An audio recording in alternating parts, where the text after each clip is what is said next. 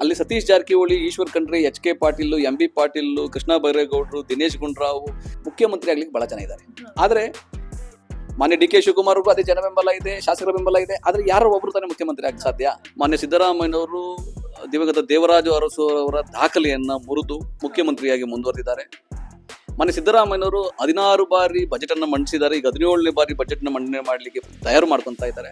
ದೇವರಾಜ ಅರಸು ಮಾಡಿದ್ದೇ ಒಂದು ಸಾಧನೆ, ಅದನ್ನು ಮೀರಿಸುವ ಸಾಧನೆ ಮಾನ್ಯ ಸಿದ್ದರಾಮಯ್ಯನವರು ಮಾಡಿದ್ದಾರೆ.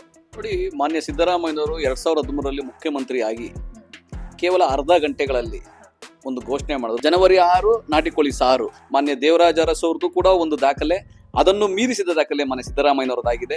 ಈ ತರ ದಾಖಲೆ ಮಾಡೋರು ಕಾಂಗ್ರೆಸ್ ಅಲ್ಲೇ ಬರ್ಲಿ ಮತ್ತೆ ಮತ್ತೆ ಅಂತ ನಮಗೊಂದು ಆಸೆ. ಇವತ್ತು ಕಾಂಗ್ರೆಸ್ ಪಾಳೆಯದಲ್ಲಿ ಎಲ್ಲೆಲ್ಲೂ ಸಂಭ್ರಮಾಚರಣೆ. ಅದಕ್ಕೆ ಕಾರಣ ಸಿಎಂ ಸಿದ್ದರಾಮಯ್ಯ ಅವರು. ದೇವರಾಜ್ ಅರಸು ಅವರ ದಾಖಲೆಯನ್ನ ಸಿಎಂ ಸಿದ್ದರಾಮಯ್ಯ ಅವರು ಮುರಿದಿದ್ದಾರೆ, ಅದು ಮುಖ್ಯಮಂತ್ರಿ ಸ್ಥಾನದಲ್ಲಿ. ಕೆಪಿಸಿಸಿಯಲ್ಲಿ ಎಷ್ಟು ಸಂಭ್ರಮಾಚರಣೆ ಇದೆ ಅಂತ ಹೇಳಿ ತಿಳ್ಕೊಳ್ಳೋಕೆ ಇವಾಗ ನಮ್ಮ ಜೊತೆಗಿದ್ದಾರೆ ನಟರಾಜ್ ಗೌಡ ಅವರು. ಇವರು ಮುಖ್ಯ ವಾಕ್ತಾರರು. ಬನ್ನಿ ಅವ್ರನ್ನ ಸ್ವಾಗತಿಸೋಣ. ಸರ್ ನಮಸ್ತೆ.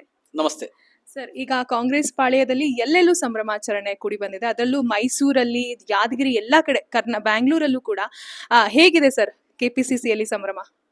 ಇಲ್ಲ, ಯಾಕಂದ್ರೆ ಇದೊಂದು ಮಾನ್ಯ ಸಿದ್ದರಾಮಯ್ಯನವರು ವೈಯಕ್ತಿಕವಾಗಿಯೂ ಕೂಡ ಕಾಂಗ್ರೆಸ್ ಪಕ್ಷಕ್ಕೂ ಕೂಡ ಒಂದು ಮಹತ್ವವಾದ ದಿನ. ಯಾಕಂದ್ರೆ ಮಾನ್ಯ ಸಿದ್ದರಾಮಯ್ಯನವರು ದಿವಂಗತ ದೇವರಾಜ ಅರಸು ಅವರ ದಾಖಲೆಯನ್ನ ಮುರಿದು ಮುಖ್ಯಮಂತ್ರಿಯಾಗಿ ಮುಂದುವರೆದಿದ್ದಾರೆ. ಮಾನ್ಯ ಸಿದ್ದರಾಮಯ್ಯನವರು 16 ಬಾರಿ ಬಜೆಟ್ ಅನ್ನ ಮಂಡಿಸಿದ್ದಾರೆ. ಈಗ 17ನೇ ಬಾರಿ ಬಜೆಟ್ ನ ಮಂಡನೆ ಮಾಡ್ಲಿಕ್ಕೆ ತಯಾರು ಮಾಡ್ಕೊಂತ ಇದ್ದಾರೆ. ಕಾಂಗ್ರೆಸ್ ಕಾರ್ಯಕರ್ತರಿಗೆ ಇದಕ್ಕಿಂತ ದೊಡ್ಡ ಸಂತೋಷ ಇರೋದಿಲ್ಲ. ಯಾಕಂದ್ರೆ ಒಂದು ಮೈಲುಗಲ್ಲುಗಳು ಅವಾಗ ಆಗ್ತಾ ಇರಬೇಕು. ದೇವರಾಜ ಅರಸು ಮಾಡಿದ್ದೇ ಒಂದು ಸಾಧನೆ, ಅದನ್ನು ಮೀರಿಸುವ ಸಾಧನೆ ಮಾನ್ಯ ಸಿದ್ದರಾಮಯ್ಯನವರು ಮಾಡಿದ್ದಾರೆ. ಸೊ ಅದೊಂದು ಸ್ವಾಗತಾರ್ಹ.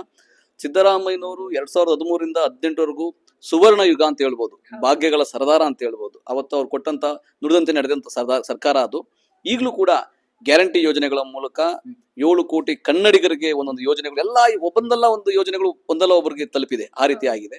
ಸೊ ಹಾಗಾಗಿ ಒಂದು ಒಳ್ಳೆಯ ಆಡಳಿತವನ್ನ ಕೊಡ್ತಾ ಇದ್ದಾರೆ. ಇವತ್ತು ಇಡೀ ಕರ್ನಾಟಕದಲ್ಲಿ ಕಾಂಗ್ರೆಸ್ ಕಾರ್ಯಕರ್ತರು ಹೆಮ್ಮೆ, ಸಂತೋಷ, ಸಡಗರದಿಂದ ಇದ್ದಾರೆ. ಅದಕ್ಕೆ ಮಾನ್ಯ ಸಿದ್ದರಾಮಯ್ಯನವರು ಕಾರಣ. ಅವರ ಸಾಮಾಜಿಕ ನ್ಯಾಯ, ಅವರ ವೈಚಾರಿಕ ಬದ್ಧತೆ, ಸೈದ್ಧಾಂತಿಕ ಬದ್ಧತೆ, ಅವ್ರು ನಡ್ಕೊಂತಾರ ದಾರಿ, ಬೇರೆ ಎಲ್ಲಾ ಪಕ್ಷದ ಎಲ್ಲಾ ಯುವ ಕಾರ್ಯಕರ್ತರಿಗೆ, ನಾಯಕರಿಗೆ ಅದೊಂದು ಮಾರ್ಗದರ್ಶನ. ರಾಜಕಾರಣ ಯಾವ ರೀತಿ ಇರಬೇಕು, ಯಾವ ರೀತಿಯಾಗಿ ಬದುಕಬೇಕು, ಯಾವ ರೀತಿಯಾಗಿ ಬಾಳ್ಬೇಕು, ನುಡಿದಂತೆ ಹೆಂಗ್ ನಡಿಬೇಕು, ಹೇಗೆ ದೀನ ದಲಿತರಿಗೆ, ಅವಕಾಶ ವಂಚಿತರಿಗೆ ಸಹಾಯ ಮಾಡಬೇಕು, ಅವ್ರಿಗೆ ಅವಕಾಶಗಳನ್ನ ಕೊಡಬೇಕು ಅನ್ನೋ ನಿಟ್ಟಿನಲ್ಲಿ ಅವರು ಮುಂಚೂಣಿಲಿದ್ದಾರೆ. ಅವರ ಕೊಟ್ಟ ಹಾದಿಯನ್ನು ನಡ್ಕೊಂಡು ಹೋಗುವಂಥದ್ದೇ ಎಲ್ಲಾ ಕಾರ್ಯಕರ್ತರಿಗೆ ಒಂದು ಸಾಕಾಗ್ತದೆ. ಹಾಗಾಗಿ ಇವತ್ತು ಎಲ್ಲಾ ಕಾಂಗ್ರೆಸ್ ಕಾರ್ಯಕರ್ತರಿಗೆ ಕರ್ನಾಟಕ ರಾಜ್ಯದಂತ ಒಂದು ಸಂತೋಷ, ಸಡಗರ, ಸಂಭ್ರಮ ಇದೆ. ನಾವು ಕೂಡ ಇವತ್ತು ನೆಲಮಂಗಲದಲ್ಲಿ ಇವತ್ತು ಜನವರಿ 6 ನಾಟಿ ಕೋಳಿ ಸಾರು, ಆ ಸ್ಲೋಗನ್ ಅಲ್ಲಿ ಸುಮಾರು 8,000 ಜನಕ್ಕೆ ನಾಟಿ ಕೋಳಿ ಊಟ ಮಾಡಿಸಿದ್ದಾರೆ. ಇವತ್ತು ನಾವು ಅಲ್ಲಿ ಇರ್ಲಿಕ್ಕೆ ಸಾಧ್ಯ ಇಲ್ಲ. ಬೆಳಗ್ಗೆ 9 ಗಂಟೆಗೆ ಹೋಗಿ ನಾವು ಅವ್ರಿಗೆ ಶುಭಾರೈಸಿ ಬಂದಿದ್ದೀವಿ. ಸಿದ್ದರಾಮಯ್ಯನವರ ಅಭಿಮಾನಿಗಳು ಇದನ್ನ ಆಚರಣೆ ಮಾಡ್ತಾ ಇದ್ದಾರೆ. ಇವತ್ತು ಇಡೀ ರಾಜ್ಯದಲ್ಲಿ ಕಾಂಗ್ರೆಸ್ ಕಾರ್ಯಕರ್ತರು ಆಚರಣೆ ಮಾಡ್ತಾ ಇದ್ದಾರೆ. ಜನಸಾಮಾನ್ಯರು ಯಾರು ಈ ಯೋಜನೆಗಳಿಂದ ಫಲಾನುಭವಿಗಳಿದ್ದಾರೆ ಅವರೆಲ್ಲ ಇವತ್ತು ಒಂದು ಕೃತಜ್ಞತೆಯನ್ನ ಮಾನ್ಯ ಸಿದ್ದರಾಮಯ್ಯನವ್ರಿಗೆ, ಕಾಂಗ್ರೆಸ್ ಸರ್ಕಾರಕ್ಕೆ ಕೊಟ್ಟಿದ್ದಾರೆ.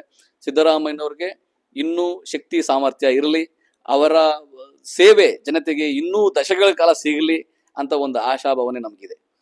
ಸರ್, ಇನ್ನೊಂದು ಈ ಒಂದು ಸಿಎಂ ಸಿದ್ದರಾಮಯ್ಯ ಅವ್ರದ್ದು ಸಿಎಂ ಕ್ಯಾಂಡಿಡೇಟ್ ಅಂತ ಬಂದಾಗ ಹಲವು ಗೊಂದಲಗಳಿತ್ತು. ಸ್ಟಾರ್ಟ್ ಆದಾಗಿಂದನು, ಒಂದು ಎಲೆಕ್ಷನ್ ಆದಾಗಿಂದ ಇಲ್ಲಿವರೆಗೂ ಕೂಡ ಹಲವು ಗೊಂದಲಗಳಿತ್ತು. ಈ ನಡುವೆ ಸಿದ್ದರಾಮಯ್ಯ ಅವರು ಹಾಗೆ ಸಿಎಂ ಸ್ಥಾನವನ್ನ ಉಳಿಸ್ಕೊಂಡಿದ್ದಾರೆ. ಈ ಬಗ್ಗೆ ಕೆಪಿಸಿಸಿಯಲ್ಲಿ ಯಾವ ರೀತಿ ಚರ್ಚೆ ಆಗ್ತಾ ಇತ್ತು, ಹಾಗೆ ಈಗಿನ ಸಂಭ್ರಮ ಹೇಗೆ, ಎಷ್ಟರ ಮಟ್ಟಿಗಿದೆ ಆ ಒಂದು ಗೊಂದಲದ ನಡುವೆಯೂ? ನೋಡಿ, 2023ಕ್ಕೆ ಮುಂಚೆ ಸಿದ್ದರಾಮಯ್ಯನವರು ವಿರೋಧ ಪಕ್ಷದ ನಾಯಕರು, ಮಾನ್ಯ ಡಿ.ಕೆ. ಶಿವಕುಮಾರ್ ಕೆಪಿಸಿಸಿ ಅಧ್ಯಕ್ಷರು. ಆದಾಗ್ಯೂ ಕೂಡ ನಮ್ಮಲ್ಲಿ 15-16 ಜನ ಮುಖ್ಯಮಂತ್ರಿ ಆಗ್ಲಿಕ್ಕೆ ಅರ್ಹರಿದ್ದಾರೆ ನಮ್ಮ ಕಾಂಗ್ರೆಸ್ನಲ್ಲಿ. ಅದು ಅನುಭವ ಆಗಬಹುದು, ಜ್ಞಾನ ಆಗಬಹುದು, ಸೀನಿಯಾರಿಟಿ ಆಗಬಹುದು. 6 ಬಾರಿ, 7 ಬಾರಿ, 8 ಬಾರಿ MLA ಆಗಿರ್ತಕ್ಕಂಥವ್ರು ಕೂಡ ಇದ್ದಾರೆ. ರಾಮಲಿಂಗಾರೆಡ್ಡಿ ಅವರು, ದೇಶಪಾಂಡೆ ಅವರು 8 ಬಾರಿ MLAಗಳಾಗಿದ್ದಾರೆ. ಸೊ ಅಲ್ಲಿ ಸತೀಶ್ ಜಾರಕಿಹೊಳಿ, ಈಶ್ವರ್ ಖಂಡ್ರೆ, ಎಚ್.ಕೆ. ಪಾಟೀಲ್, ಎಂ.ಬಿ. ಪಾಟೀಲ್, ಕೃಷ್ಣ ಬೈರೇಗೌಡರು, ದಿನೇಶ್ ಗುಂಡೂರಾವ್ ಮುಖ್ಯಮಂತ್ರಿ ಆಗ್ಲಿಕ್ಕೆ ಬಹಳ ಜನ ಇದ್ದಾರೆ. ಆದ್ರೆ ಜನರ ವಿಶ್ವಾಸವನ್ನ ಯಾರು ಗೆಲ್ತಾರೆ, ಯಾರಿಗೆ ಜನ ಬೆಂಬಲ ಇರುತ್ತೆ, ಯಾರಿಗೆ ಶಾಸಕರ ಬೆಂಬಲ ಇರುತ್ತೆ, ಅಂತವ್ರು ಒಬ್ರು ಮಾತ್ರ ಮುಖ್ಯಮಂತ್ರಿ ಆಗ್ಲಿಕ್ಕೆ ಸಾಧ್ಯ. ಮಾನ್ಯ ಡಿ.ಕೆ. ಶಿವಕುಮಾರ್ಗೂ ಅದೇ ಜನ ಬೆಂಬಲ ಇದೆ, ಶಾಸಕರ ಬೆಂಬಲ ಇದೆ. ಆದ್ರೆ ಯಾರೋ ಒಬ್ರು ತಾನೇ ಮುಖ್ಯಮಂತ್ರಿ ಆಗ್ಲಿಕ್ಕೆ ಸಾಧ್ಯ. ಸೊ ಹಂಗಾಗಿ ಶಾಸಕಾಂಗ ಪಕ್ಷ ಸಭೆ, ಹೈಕಮಾಂಡ್ ತೀರ್ಮಾನದಂತೆ ಮಾನ್ಯ ಸಿದ್ದರಾಮಯ್ಯನವರು ಮುಖ್ಯಮಂತ್ರಿ ಆಗಿದ್ದಾರೆ, ಈಗಲೂ ಮುಂದುವರೆದಿದ್ದಾರೆ. ಯಾವ ಗೊಂದಲ ಇಲ್ಲ. ನಮ್ಮ ಇಡೀ ಕಾಂಗ್ರೆಸ್ ಕಾರ್ಯಕರ್ತರು, 140 ಶಾಸಕರು, ಇಡೀ ರಾಜ್ಯದಲ್ಲಿರ್ತಕ್ಕ ಎಲ್ಲಾ ಜಿಲ್ಲೆ, ತಾಲೂಕು, ಹೋಬಳಿ, ಗ್ರಾಮ ಪಂಚಾಯತ್ ಕೂಡ ಕಾಂಗ್ರೆಸ್ ಕಾರ್ಯಕರ್ತರು ನಮ್ಮ ಸರ್ಕಾರದ ಸಾಧನೆಯನ್ನ, ಗ್ಯಾರಂಟಿ ಯೋಜನೆಯನ್ನ ತಲುಪಿಸಿದ್ದಾರೆ. ಮತ್ತೆ ಇವತ್ತು ಸಂಭ್ರಮ ಆಚರಣೆ ಮಾಡ್ತಾ ಇದ್ದಾರೆ. ಸಿದ್ದರಾಮಯ್ಯನವರ ಸಾಧನೆ ವೈಯಕ್ತಿಕ ಸಾಧನೆ ಅಲ್ಲ, ಅದು ನಮ್ಮ ಪಕ್ಷದ ಸಾಧನೆ, ಅದು ಈ ಕರ್ನಾಟಕದ ಸಾಧನೆ. ಯಾಕಂದ್ರೆ ಸುವರ್ಣ ಯುಗ ಅನ್ಬೋದು 2013ರಿಂದ 2018ರವರೆಗೆ. ಈಗಿನ ಕಾಲವನ್ನಿದೆಯಲ್ಲ, ಇದು ಇಡೀ ಪ್ರಪಂಚದಲ್ಲಿ ಸಾರ್ವತ್ರಿಕ ಮೂಲ ಆದಾಯ ಅಂತ ಒಂದು ಪರಿಕಲ್ಪನೆ ಇದೆ. ಆ ಮೂಲ ಆದಾಯದ ಪರಿಕಲ್ಪನೆಯಲ್ಲಿ ಗ್ಯಾರಂಟಿ ಯೋಜನೆಗಳು ಇಂಪ್ಲಿಮೆಂಟ್ ಆಗಿದೆ. ಈ ಗ್ಯಾರಂಟಿ ಯೋಜನೆಗಳು ಇಂಪ್ಲಿಮೆಂಟ್ ಆಗಿ ಸುಮಾರು 5ರಿಂದ 6 ಕೋಟಿ ಜನಕ್ಕೆ ಒಬ್ಬರಲ್ಲ ಒಬ್ಬರಿಗೆ ಒಂದಲ್ಲ ಒಂದು ಯೋಜನೆಯ ಫಲಾನುಭವಿ ಆಗಿದ್ದಾರೆ. ಸೊ ಹಾಗಾಗಿ ಇದು ಕೂಡ ಆ ಸುವರ್ಣ ಯುಗಕ್ಕೆ ಸಮ. ಸೊ ಹಂಗಾಗಿ ಮೊನ್ನೆ ಸಿದ್ದರಾಮಯ್ಯನವ್ರಿಗೆ ವೈಯಕ್ತಿಕವಾಗಿ ನಾವು ಅಭಿನಂದನೆಗಳು ಸಲ್ಲಿಸ್ತೀವಿ. ಕಾಂಗ್ರೆಸ್ ಕಾರ್ಯಕರ್ತರಾಗಿ ಅಭಿನಂದನೆ ಸಲ್ಲಿಸ್ತೀವಿ. ನಮ್ಮ ಕಾಂಗ್ರೆಸ್ ಕಾರ್ಯಕರ್ತರಾಗಿ ಬಹಳ ಸಂತೋಷ ಇದೆ. ಇದು ಇಡೀ ರಾಜ್ಯದಲ್ಲಿ ಈ ಸಂತೋಷ ಸಂಭ್ರಮ ಇದೆ. ನಮ್ಗೆ ರಾಜ್ಯದ ವಿವಿಧ ಕಡೆ ಎಲ್ಲರೂ ಇವತ್ತು ಆಚರಣೆ ಮಾಡ್ತಾ ಇದ್ದಾರೆ. ನಮ್ಮ ಆಹಾರ ನಮ್ಮ ಹಕ್ಕು ಅಂತ, ಜನವರಿ 6 ಕೋಳಿ ಸಾರು ಅಂತ, ಈ ತರ ಶ್ಲೋಗನ್ಗಳು ಕೊಟ್ಕೊಂಡು ಯುವಕರು ಕಾರ್ಯಕರ್ತರು ಆಚರಣೆ ಮಾಡ್ತಾ ಇದ್ದಾರೆ. ಹಾಗಾಗಿ ಅದನ್ನ ನಾನು ಕೂಡ ಅದ್ರಲ್ಲಿ ಭಾಗಿಯಾಗ್ತಿದ್ದೀವಿ ಅಷ್ಟೇ. ಕರ್ನಾಟಕದವ್ರು ಇಬ್ರು, ನಮ್ಮ ಹಳೆ ಮೈಸೂರು ಭಾಗದವ್ರು ಇಬ್ರು ಒಂದೇ ದಾಖಲೆ, ಒಂದೇ ರೀತಿಯಾಗಿ ಸಾಮಾಜಿಕ ನ್ಯಾಯದ ಪರವಾಗಿ ಇಬ್ರು ಕೆಲಸ ಮಾಡಿದ್ದಾರೆ. ಸಂವಿಧಾನದ ಆಶಯಗಳ ಪರವಾಗಿ ಕೆಲಸ ಮಾಡಿದ್ದಾರೆ. ನೋಡಿ, ಸಾವಿರಾರು ವರ್ಷಗಳಿಂದ ಯಾರಿಗೆ ಅವಕಾಶ ವಂಚಿತರಿದ್ರು, ಯಾರಿಗೆ ತುಳಿತಕ್ಕೊಳಗಾಗಿದ್ರು, ಧ್ವನಿಯಿಲ್ಲದವರಿದ್ರು, ಶೋಷಿತರಿದ್ರು, ಅವ್ರಿಗೆ ಘನತೆಯನ್ನು ತಂದುಕೊಟ್ಟಿದ್ದಾರೆ. ಆ ಶೋಷಿತ ವರ್ಗಕ್ಕೆ ಘನತೆ ತಂದುಕೊಟ್ಟಿದ್ದಾರೆ, ಅವಕಾಶಗಳನ್ನ ಕೊಟ್ಟಿದ್ದಾರೆ, ಸಾಮಾಜಿಕ ನ್ಯಾಯವನ್ನ ಕಾಪಾಡಿದ್ದಾರೆ. ಆಮೇಲೆ ಎಲ್ಲರನ್ನೂ ಸಮಸಮಾಗಿ ತಗೊಂಡೋಗಿದ್ದಾರೆ. ಅದು ಮೇಲ್ವರ್ಗ, ಕೆಳವರ್ಗ, ಆ ಧರ್ಮ, ಈ ಧರ್ಮ, ಆ ಜಾತಿ, ಈ ಜಾತಿ ಏನಿಲ್ಲ, ಎಲ್ಲರನ್ನೂ ಒಟ್ಟಾಗಿ ತೆಗೆದುಕೊಂಡು ಹೋಗಿದ್ದಾರೆ. ಹಾಗಾಗಿ ಮಾನ್ಯ ದೇವರಾಜ ಅರಸು ಅವ್ರದ್ದು ಕೂಡ ಒಂದು ದಾಖಲೆ, ಅದನ್ನು ಮೀರಿಸಿದ ದಾಖಲೆ ಮಾನ್ಯ ಸಿದ್ದರಾಮಯ್ಯನವರದಾಗಿದೆ. ಈ ತರ ದಾಖಲೆ ಮಾಡೋರು ಕಾಂಗ್ರೆಸ್ ಅಲ್ಲೇ ಬರ್ಲಿ, ಮತ್ತೆ ಅಂತ ನಮಗೊಂದು ಆಸೆ. ಈ ತರ ದಾಖಲೆ ಮಾಡೋದು ಕಾಂಗ್ರೆಸ್ ಅಲ್ಲೇ ಬರ್ಲಿ, ಈ ತರ ಯೋಜನೆಗಳು ಇಟ್ಕೊಂಡ್ರು ಕಾಂಗ್ರೆಸ್ ಅಲ್ಲೇ ಇರ್ಲಿ. ಆ ರೀತಿಯಾಗಿ ಜನಾನುರಾಗಿ ಸಿದ್ದರಾಮಯ್ಯನವರು ಜನಗಳ ಪ್ರೇಮವನ್ನ, ವಿಶ್ವಾಸವನ್ನ ಗಳಿಸಿದ್ದಾರೆ. ಅದನ್ನ ನೋಡಿ ನಮಗೂ ಕೂಡ ಏನೋ ಒಂಚೂರು ಕಲಿಬೇಕು ಅವರಿಂದ ಅಂತ ಹೇಳಿ ಕಲಿಯಕ್ಕೆ ಅವಕಾಶ ಸಿಕ್ಕಿದೆ. ಅದೇ ರೀತಿಯಾದ ವಿಶ್ವಾಸವನ್ನ ಕಾಂಗ್ರೆಸ್ ಕಾರ್ಯಕರ್ತರು ಎಲ್ಲರೂ ಸಿದ್ದರಾಮಯ್ಯನವ್ರ ಮೇಲೆ ಇಟ್ಟಿದ್ದಾರೆ. ಇವತ್ತು ಸಂಭ್ರಮಾಚರಣೆ ಮಾಡ್ತಾ ಇದ್ದಾರೆ. ಅವ್ರಿಗೆ ಶುಭಾಶಯಗಳನ್ನ ಕೋರೋದಷ್ಟೇ ನಮ್ಗೆ ಉದ್ದೇಶ. ನೀವು ಇಷ್ಟು ವರ್ಷದವರೆಗೂ ಕೆಪಿಸಿಸಿಯಲ್ಲಿ ಇದ್ದೀರಿ, ಹಾಗೇನೆ ಹಲವು ಯೋಜನೆಗಳಿದ್ದಾರೆ ಸಿಎಂ ಸಿದ್ದರಾಮಯ್ಯ ಅವರು ಬಂದಾದ್ಮೇಲೆ. ಹಿಂದೆನೂ ತಗೊಳ್ತಾ ಹೋದ್ರೆ ಕ್ಷೀರಭಾಗ್ಯ ಆಗಿರ್ಬೋದು, ಅನ್ನಭಾಗ್ಯ ಆಗ್ಲೇ, ಈಗ ಬರೋದಾದ್ರೆ ಗ್ಯಾರಂಟಿ ಯೋಜನೆಗಳು. ನಿಮ್ಗೆ ಯಾವ್ದು ದಿ ಬೆಸ್ಟ್ ಅನ್ಸುತ್ತೆ? ಆಸ್ ಎ ನೀವು ವ್ಯೂವರ್ ಆಗಿ, ಅಂದ್ರೆ ನೀವು ಕೂಡ ಫಲಾನುಭವಿಯಾಗಿ ನೋಡೋದಾದ್ರೆ, ನಿಮ್ಗೆ ಇದರಿಂದ ಜನಗಳಿಗೆ ತುಂಬಾ ಉಪಕಾರ ಆಗಿದೆ ಅನ್ನೋದಾದ್ರೆ ಯಾವ್ದು ಸರ್? ನೋಡಿ, ಮಾನ್ಯ ಸಿದ್ದರಾಮಯ್ಯನವರು 2013ರಲ್ಲಿ ಮುಖ್ಯಮಂತ್ರಿ ಆಗಿ ಕೇವಲ ಅರ್ಧ ಗಂಟೆಗಳಲ್ಲಿ ಒಂದು ಘೋಷಣೆ ಮಾಡಿದ್ರು, ಅನ್ನಭಾಗ್ಯ ಅಂತ. ನೋಡಿ, ಕೇಂದ್ರ ಸರ್ಕಾರದ ಒಂದು ಆಹಾರ ಭದ್ರತಾ ಯೋಜನೆ ಇತ್ತು, ಆದ್ರೆ ಅಲ್ಲಿಗೆ ₹3 ಪರ್ ಕೆಜಿ ಅಕ್ಕಿ ಕೊಡಬೇಕಾಗಿತ್ತು, ಒಂದು ಫಿಕ್ಸ್ಡ್ ಇರಲಿಲ್ಲ. ಸಿದ್ದರಾಮಯ್ಯನವರು ಅನ್ನಭಾಗ್ಯ ಉಚಿತವಾಗಿ ತಗೊಂಡು ಬಂದು ಪ್ರತಿಯೊಬ್ಬ ವ್ಯಕ್ತಿಗೆ 5 ಕೆಜಿ ಅಕ್ಕಿ ಕೊಡ್ತೀನಿ ಅಂತ ಹೇಳಿ, ಮನೆಯಲ್ಲಿ 7 ಜನ ಇರ್ಲಿ, 5 ಜನ ಇರ್ಲಿ, ಅದು ತಲಾ 5 ಕೆಜಿ ಅಕ್ಕಿ ಕೊಡ್ತೀನಿ ಅಂತ ಒಂದು ಘೋಷಣೆ ಮಾಡೋದಲ್ಲ, ಅದು ನಿಜವಾದ, ನಾನದು ಫಲಾನುಭವಿ ಆಗ್ಲಿಕ್ಕೆ ಸಾಧ್ಯ ಆಗಲಿಲ್ಲ, ಬಟ್ ನನ್ನ ಕುಟುಂಬದವರು, ನನ್ನ ಸ್ನೇಹಿತರು, ನೆರೆಹೊರೆಯವರು, ಬಂಧು ಮಿತ್ರರು ಎಲ್ಲರೂ ಅದಕ್ಕೆ ಫಲಾನುಭವಿ ಆಗಿದ್ದಾರೆ. ಯಾಕಂದ್ರೆ ನೋಡಿ, ಹಳ್ಳಿಗಾಡಿನ ಜನ ಇದೆಯಲ್ಲ, ಅವರು ವಾರಕ್ಕೊಂದ್ಸಲಿ ಅನ್ನ ಮಾಡೋದು ಕಷ್ಟ. ಬೆಂಗಳೂರು, ಹಳೆ ಮೈಸೂರು ಭಾಗದಲ್ಲಿ ರಾಗಿ ರೊಟ್ಟಿ, ರಾಗಿ ಮುದ್ದೆ ತಿನ್ನೋಂಥವ್ರು ಅವತ್ತು ಅನ್ನ ನೋಡಿದ್ದಾರೆ, ಬಡವರು ಇದಾರಲ್ಲ. ನೋಡಿ, ಎಷ್ಟೋ ಮಕ್ಕಳು ಗ್ರಾಮೀಣ ಕರ್ನಾಟಕದಲ್ಲಿ ಅಪೌಷ್ಟಿಕತೆಯಿಂದ ಬಳಲ್ತಾ ಇದ್ರು. ಇವರು ಅನ್ನಭಾಗ್ಯ, ಕ್ಷೀರಭಾಗ್ಯ ಇದೆಯಲ್ಲ, ರೈತರ ಹಾಲನ್ನ ಕಾಸು ಕೊಟ್ಟು ಕೊಂಡ್ಕೊಂಡು ನಾವು ರೈತರ ಮಕ್ಕಳಿಗೆ ಉಚಿತವಾಗಿ ಕೊಡುವಂಥದ್ದು ಕ್ಷೀರಭಾಗ್ಯ. ಇದೆಂತ ಯೋಜನೆ ರೀ, ಅದ್ಭುತ ಯೋಜನೆ.